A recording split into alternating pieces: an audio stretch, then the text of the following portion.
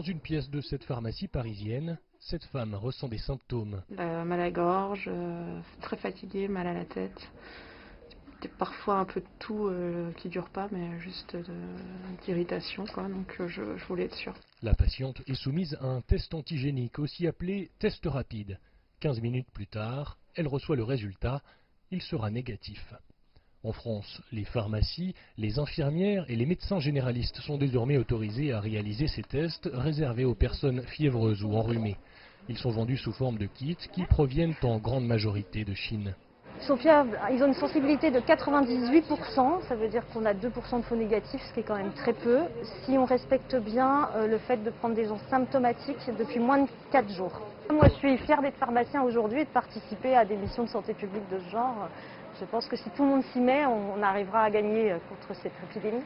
La France fait partie des pays où le coronavirus circule beaucoup. Plus de 30 000 Français ont été testés positifs chaque jour au cours de la semaine passée.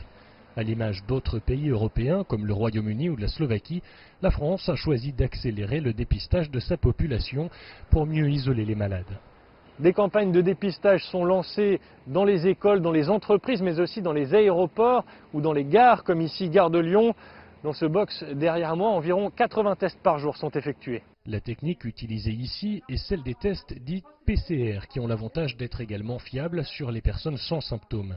C'est celle qui a été choisie en Chine, notamment lors des dépistages massifs de Qingdao ou dans le Xinjiang, où le nombre de cas est retombé à 0. En France, pas de dépistage massif. Des brigades anti-Covid recensent les cas contacts et les invitent à se faire dépister. Les patients prioritaires sont ceux qui ont été cas contacts, c'est-à-dire qui ont été contactés par la sécurité sociale parce qu'ils ont été en contact rapproché avec une personne positive.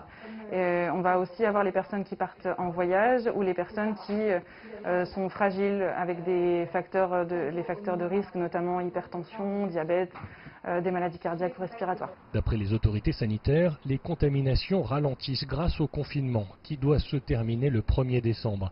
Mais près de la moitié des capacités initiales en service de réanimation sont encore occupées et le pic de mortalité n'est en théorie pas encore atteint. Cyril Fourneris, CGTN, Paris.